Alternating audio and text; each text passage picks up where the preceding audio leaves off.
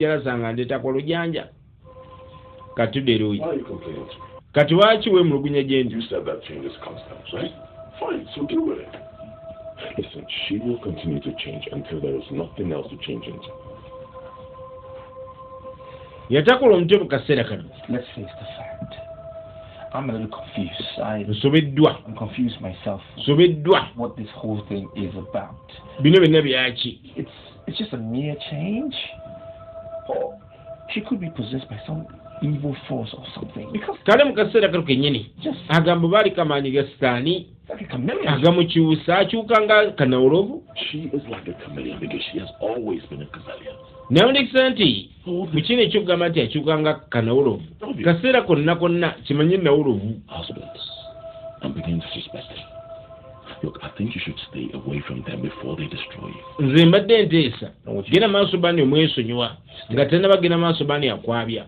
That's okay, but him, it's not gonna work. I mean, her husband has been trying to get me a job for God knows how long. There's no way I can stay away from him. That's not... era mu kaseera kano kennyini What is wrong with you? ki kikutabula gezaako okugenda nawe kale You have to stop coming to me. lekera okujja gye ndi okumbulira ensonga so. But don't say I don't want you. tugamba nti saakulabula ekyo nekyo nekikutuukako tugezaako okugenda maaso ba nti ogaa nti saakulabula kulabudde ekimala kakatudde eruyi bebi Jimmy. Are you expecting to go in and sleep when you have not even told me why we're in this mood? oyagala ngende neebake nga tombudde lwaki oli mu mbeera eyo. ndibalumbulira kwata so bino bisaagalira ddala mu kaseera kano kennyini kuyisa amaaso suukuliki. What is the meaning of this? otegeeza ki mu kino? Who's been sending you this lead message? ani akusindikira obubaka buno? You know the number. tomanyi namba eyo? sooka olinde tulabe. In the very beginning that I am not comfortable with that young guy, but you nze naggambira ku ntandikwa nti omulenzi oyo bannensi siri mu mativu naye n'ogaana okumpuliriza. I don't get it. sikitegeera. Morgan has been making passes at you to Morgan yagera maaso bani akola kino. so that he actually held my shoulders in an attempt to touch my nipples. Banne I almost slapped him. okimanyi namukuba n'oluyinga agezaako okunsoobera nkwatako nnyini. Eki He is bombarding my phone with text messages. The next thing you will hear is that he forced himself on me. kakyo naddamu okuwulira nti yanneekaseeko. naye mwami lwaki wandeetera olunnabi? Something about that must have nze nalaba nti omulenzi oyo aliko ekikyamu oyo omulenzi oyo saama omutima wange tegwamwagala naye negamba n'ogaana okumbu kale kamboneebone bwe guli. So why is it so unreliable? Morgan alimba omuntu osobola omutabula ku kintu ekirala kyonna n'akigumiikiriza naye ekiyitibwa omukyala kati musajja atunga liroyi. Morgan lwaki osiima? lwaki mukyala wange omuli bukiika? nze kwatamu ebintu by'omuviire kwata ebintu by'omuviire kikyogera ku ssebo.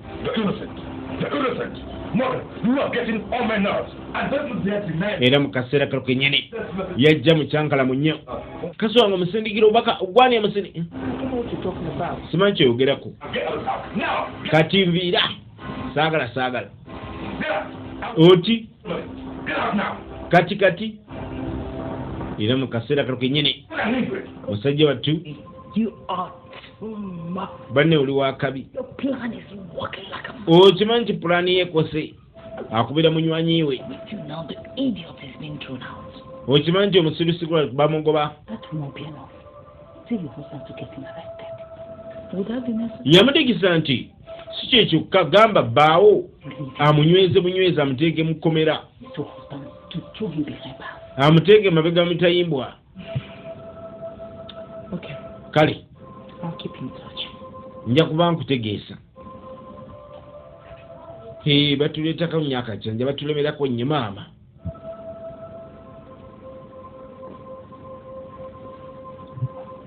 kati oluvannyuma ennyo tuddeerowe musajja wattu bambi Morgan agobeddwa agende weeregereza nnyo tuloolera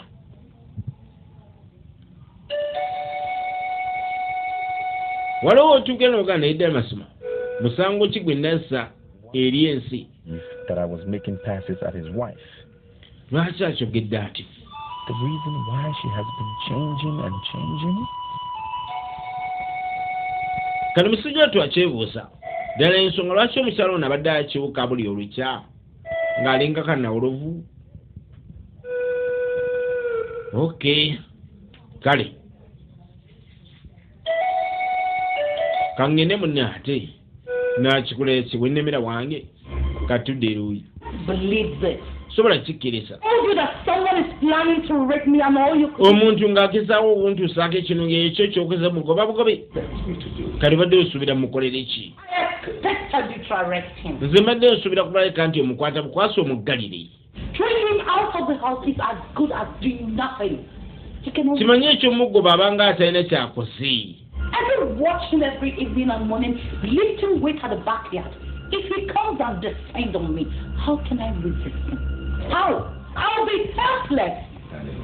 Honey, That man has no nerves to come back. talina buvumu kudda wano ne bannange musajja gwe I can't believe sobola kukkiriza ddala masoma ku kyoŋŋamba all human beings.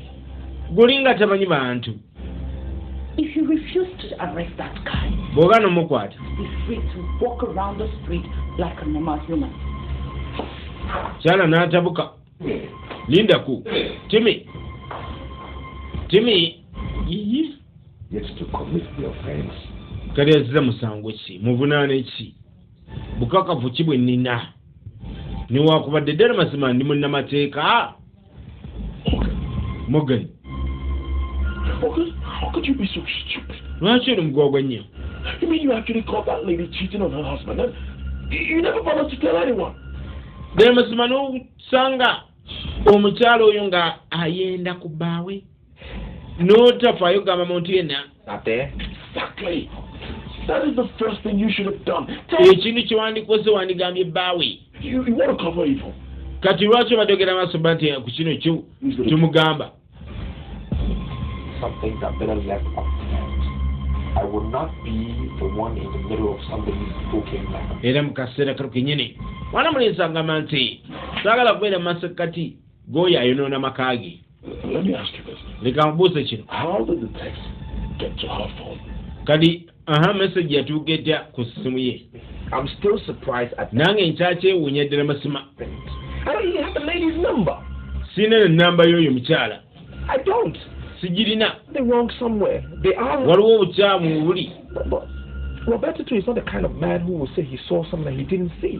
So that means he saw the message. agamba nti Robert Oh, it's kwegamba si musajja ayogera ekintu nga nakirabye ne nange mpula ekinnumya omutudde masima And if you ask me, singa oba ombuuza ku ekyo tell the man everything before that woman destroys you. omusajja wandibadde omugamba buli kimu kyonna kaso nga tannakusaanyaawo oyo mukyala ajja kutambulirako mpaka gy'onadda yonna gy'onaayita yonna olina okugenda maaso bano ekikola mu bwangu ddala katulengera eruuyi The bastard has been thrown out. tulengera He will never come back to disturb our life. kyolina okugenda maaso ba nti omanya omusirusiru yagobeddwa wano teyagenda kuddamu kujja tusumbuwa era kimanye nti kati olinga ali namwandu olinga alina namwandu kati Into our friends. saagala muntu ayingira mu ntegeeragana yaffe wadde n'akatono siri katayogera na bingi Who is perfectly kale buli kibi kyonna kyatambulidde ddala bulungi nnyo to see saagala ogende maaso banne weeraliikirira nothing is gwe kimanye kati munne teri agamba nti wowayi around. What? Come on. You like my shirt? Yes. I missed you so much. I missed you too. era mu kaseera kalo kenyene genda maaso bana mutegeeza nga bwamusubwa okukamala na buli kimu kyonna mwana mulenzi alina kwegazaanya ne sekwegazaanya yenna Every allegation against me is not true. bino byonna ebimpaayirwa si bituufu any message, no text messages. Sinnasindika bubaka bonna. It's strange to me. They kicked me out of the house. I'm here at my friend's place, trying to start my life again, thinking about how I can restart. And why are you here to arrest me again? What did I do? Kadinakoze ekinazaaki. Putting it to you right now. Bwegundi A warrant of arrest over this issue. And I want you to move right now gently, or you will make me to use force and use. oyagala ngene maaso banikkako banedda. Now let's go. Tugende. Oti. Era musajja wa kye yakola. Kyagala nnyo genda maaso bani akaayana. Genda maaso bani tugende. Agira nnyini. Kisumuluzo ng'akissa. Nane munywanyi we walina okisanga. Bamwongeddeyo. I know you don't like me. Simanyi tonjagala. It's me. I'm not here to talk about it. Era saagala kyogerako. He was calling me. The issue is that Morgan has been arrested again. Morgan yazemu n'akwatibwa. Something about it. Bani okakasa. Yeah, I mean, why was he arrested? Lwaki yakwatiddwa? Useless woman. She instigated her husband to kick him out last night. Morgan trekked to my place by morning. Era nga kigambibwa nti omukyala yamuviiriddeko obuzibu. What happened? Like, Ki ekyatuuse wahambulira? Well, it's a bit complicated. Bintu bizibu.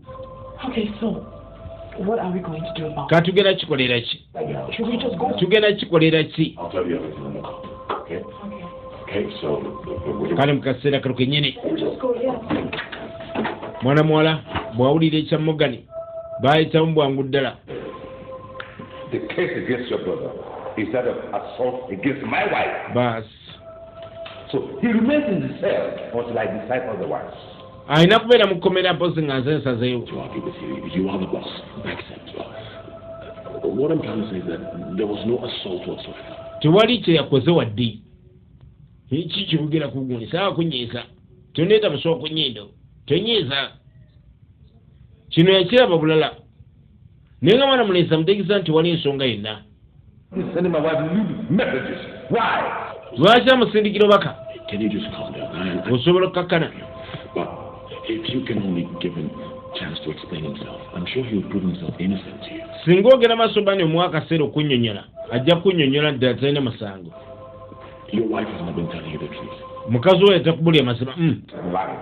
Twala eri. Tell me, my wife is lying? Kali mukazi wange yalimba. Sir, listen. Seba owuliriza. To the information we got. Kusinziira ku mawulire ge twafunye. I mean, it sounds strange, but it's the truth. Kyo kiwulikika bulala. Sleeping and keeping a man in your house. Naye kimanye nti mukazi we aleeta omusajja ewaka. And she got very angry and threw him out. Era bwe yamanya nti Morgan yamutegedde n'anyiiga. That's the truth. Ge mazima ago. Feeding you with all. Ani abawadde ensooli eyo? Sir, Sebo. I can swear on my father. Nsobola okugenda maaso ba nti ndayira ku malalo ga kitange. Sir, you need to open your eyes. Olina okugenda maaso ba nti amaaso go gakanula. What is cooking up all this stuff, and the ulterior motive is to keep all eyes shut.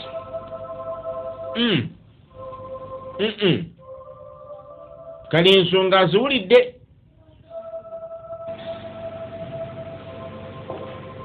Katudde luuyi. Listen, Wuliriza. as the director of public prosecution, there is no case too big for me to handle.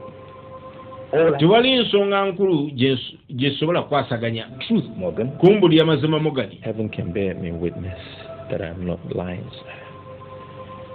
I have no reason to lie. Sina nsonga yonna kulimba. Not be lying. Sirimba. I saw your wife, Mukazi wo namulaba. gentlemen, Alina omuvubuka gw'abeera naye. living room. I saw them with my eyes. Nze mulaba emirundi egiwera. On my life, that I'm not lying. Sirimba. Why did you tell me? Lwaki waŋŋamba? Hide such a thing from me. Lwaki wakweka ekintu ng'ekigendi? You want to destroy your marriage. Saayagala kusaanyaawo maka go. Sir, you give me hope. When Wampa essuubi, wampa obuyambi. you helped me out when I most needed help. We nali neetaagira obuyambi. I can't do something like this to you. Nga nsobola okukola ekintu ng'ekyo. Then why I decided Y'ensonga lwaki nasirika ne nsalawo mbisirikire. I confronted the gentleman, Bwe nayogerako ne gentleman, your wife, n'agamba mukyala wo. when she saw me as some threat Kale mukyala wo n'atandika okundaba ng'entiisa. against me, probably to get me out. Genda maaso ba nti mulemesa. Oh no, I'm not lying, sir. Sirimba ssebo. Sirimba. Anaana. Ekyo bino. Timmy has been cheating on me. Timmy anyendako. This is what I've been trying to avoid. Ekyo badengesa okola kati neewala. Yanga tateredde. Yawulira nga tateredde. Wuliriza. I am not going to take this at face value. I will investigate. Kino ngenda kinoonyerezaako. That either you've been lying to me or lying against my wife. Obadde n'abasemo neesinga nkizuula nti nnimba bannange simalina kumanya mugani. I'm not lying, sir. Sirimba ssebo. Sirimba ge mazima. Not lying. You just need to ask your wife. Put some pressure on her. Olina ogenda maaso bani mbuusa. All this, she's just lying against me. Bino byonna byampaayira bya bwereere. Timi kikyesimuwa ddala mazima omukyala ali mu maka g'ebbeeyi. Buli kimu kimusanga awo. I don't listen to that angry. Mbeera kubeera gwe sandiwuliriza nandasiima oyo. I think she has something to hide here. But I thought about it. I don't see how he could have Timmy's number. Kale mu kaseera kano kenyini. Come to think of it, right from the very first day that he entered our house, she's been uncomfortable. She's been complaining. Now, why would she be complaining if she had nothing to hide? Atandise okugenda maaso n'okuba nti abijjayo olw'ensonga nti bune we yamutwala ewaka kyala alagirawo nti ddala masimo omwantu ono simusiimye simusanyukidde. Most times they can keep vital information, and in such cases we need to touch her and drill her. We can get something from her. No. I think I should handle her. Okay. Nsuubira nja kukwasaganya ensonga zino. Nja zikwasaganya. Force on her. I will handle this. Nja kukwasaganya ensonga. Tezisobola kunnema kukwasaganya. Kaakati tuddeerewo. You have been smuggling men into my house behind my back, true or false? Bas. Is that a kind of joke or something? Muzannyo oba? You answer my questions with this. Jimmy mbuulira. I'll beat you so hard, very hard, harder than you ever imagined in your life. Now I tell you, the reason why you've been saying all that nonsense about that boy is Namulisa nti ensonga lwaki oyogedde ebyekisiro eri omulenzi oyo. into this house. Olw'ensonga nti oleeta omusajja ewaka wano. How can you imagine such rubbish? Is that what he told you? Byagambye. Can you swear on Osobola okulayira. Ani atalayira awo? Bane nsobola okulayira mwami nga nsobola okukikola bannange. Nina bwe kati mannoonya ki ekirala kikyotampa. Nkwagala ekyo kimanyi. Ogambye dda? Are you telling me the truth that? Ombuulira amazima. Bannange. Why are you so concerned about what they say?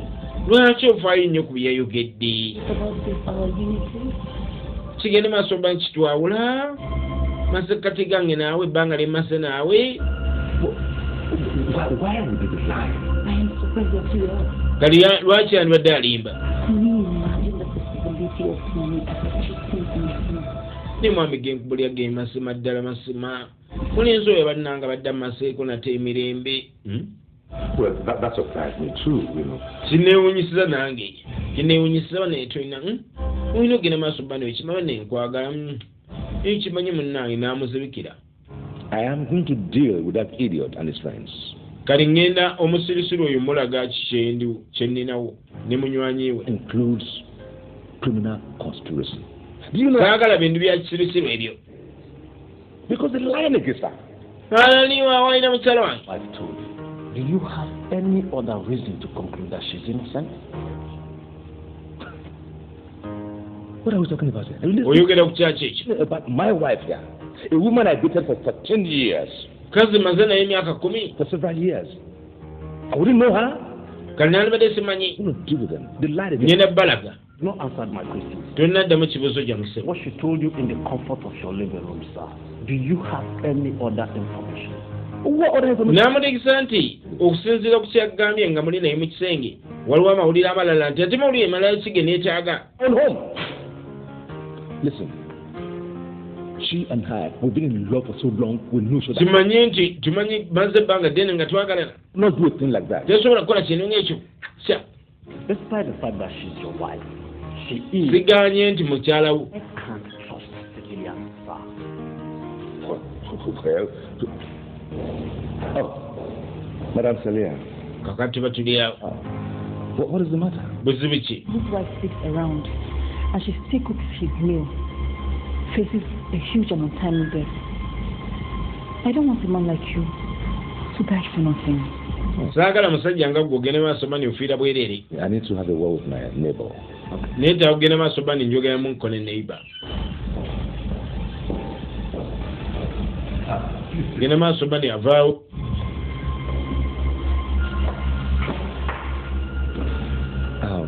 Madame Celia, you've made such a strong statement that has to do with what we were just discussing before you came in. So, what exactly are you insinuating? Your wife is cheating on you. Okimanyi mukazi wa yenda. She has lost all sense of decency. But the man she brings to your house every time, and looking at them, immediately I can tell they are sleeping together. Leka naawe. Agasobanuye. Madame Celia. Madame Celia. That is rather a strong accusation. Omanyi ebiseera ebisinga neyimba bagamba ekintu. Of what you are saying. Okakasa ku kyeyogera. Don't believe me. Tonzikiriza. Go home now. Kati genda ewaka kati. And you see the huge danger she's putting into. Genda ewaka olabe. Mujja kufa endwadde zemutamanyi.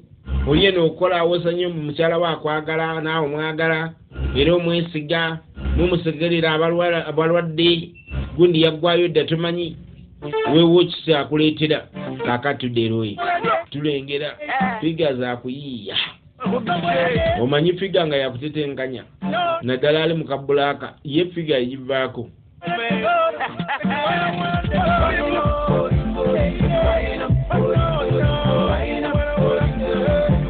laba ekiri ewaka bakimanyi omusajja waddira buno si budde bwa musajja kudda waka weeregerese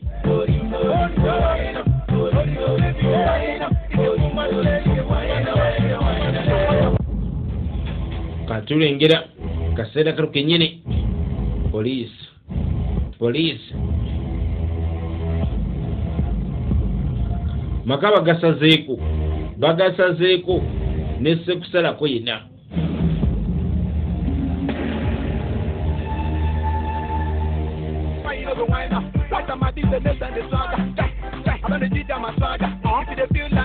mwana mulenzi alaga kyalinawo bamuyita Michael Godson ag'obuzaali Michael Godson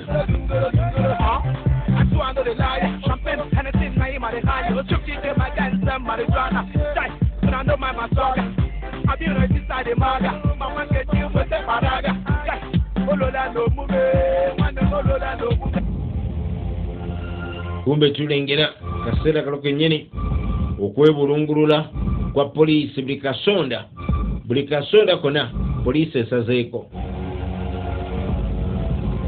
bajja beetegeresa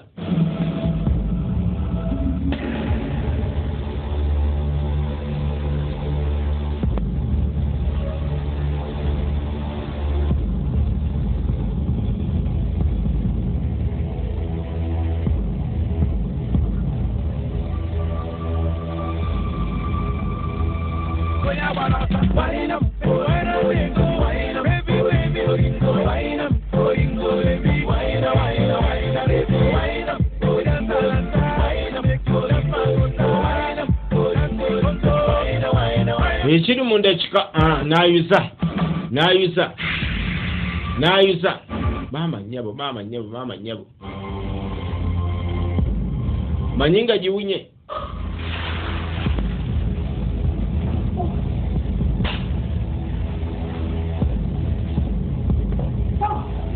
katulengera kaseera kalo kennyini ofiisa okola ki wano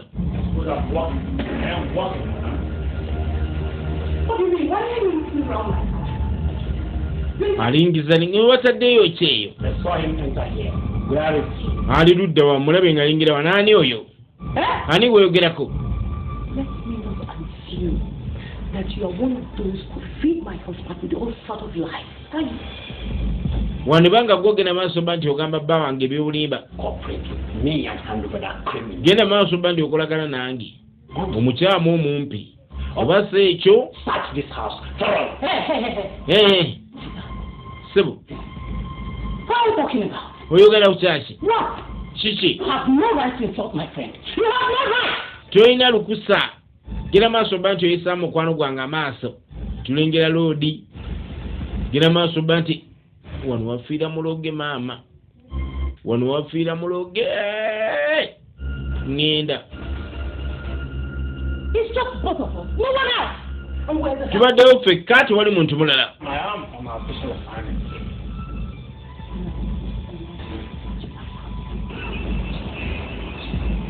kakati tulengera eruuyi alingiza wano mbasibo mbasya mbasigenda kumbe wagenda okuggukira wano mba ŋŋenda naawe wano mba mmomba gwe gundi mukulu gundi Under arrest for oli munyweze I'm innocent. I'm a technician. I was invited. abane ndi technician gwendi tosiri wala wansi Sir, wansi bamulina I'm innocent. wansi Hello. Over. The suspect is... tumulina suspect tumulina You may now go out. kati genda wabweru olabe ki ekiriyo wanki pedde bannange pedde If you move, I'll blow your head off. singa ogezaako genda maaso bba nti Innocent, sir. ovaawo awo nkusabulirawo Fix the AC, sir. Okay. bawadde azze kukola esi kale omukyala gamwesibye kaseera kalo kenyene kakkana kijja kuggwa ekyo kijja kuggwa kakkana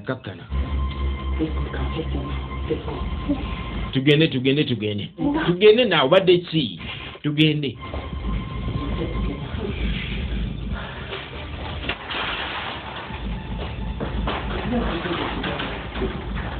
I'm innocent. I was... baas bagitadde emabega gyetawomentera ntungo weregerese Please, now. sibira bwereere ssebo sirika amuka tambula na bamuyisaawo nga buwala ttaka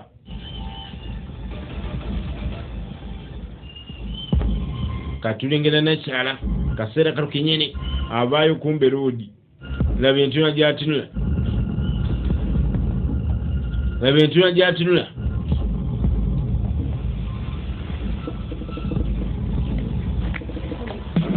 mwami munne mwami Forgive me. sonyiwa I don't know what came over me. simanyi kyanjira ddala mazima Please. oyo ayinza okusonyiwa oyo Now I know better. kale ntegedde bulungi Please. Honey, please don't do this to me. muneeto kinkola I beg you, I don't know what came over me. Please, I beg you. I beg you. kwegayiridde munnange Simi, semi it's over. biwedde It is biwedde leka neesonyiwa biraako ddala vaako yawulira nga takyabitegeera kaseera kalo kenyene bamukutte lubona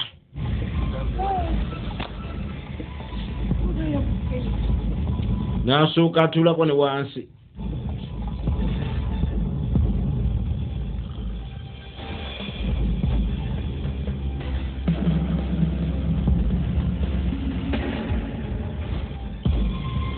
n'agalamira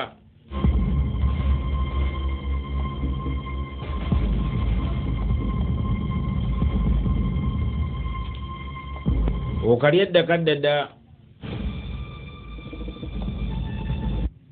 Well, kale there is so much I want to say to you, but all I can say now is I'm sorry. kale yamwetondera kaseera kalo kenyene It's okay, sir. kiri okesse I understand. ketegeera I've always been at the receiving end of bad fortune. So I'm kind of used to musajja wattu bambi complaining. abadde akimanyi nti kaseera konna mukonna munnange amaliriza munnange ebintu si birungi wadde n'akatono. Not. I mean, you're a free man now. Oli wa ddembe kati That's you. No one is ever going to bother you again. tewali agenda kuddamu kusumbuwa wadde Your help by weebale nnyo okunnyamba byonna. on back. I'm supposed to be happy. Are you happy? Muli musanyufu? Tuli musanyufu. Happy. Morgan, Moggani, you need me to worry about that, okay? ekyo kyendekere. My heart aches for that. Owulidde? Timmy is gone forever. Temi agenze. For it. Otegedde? Sir, Seba, to caution her and bring her back.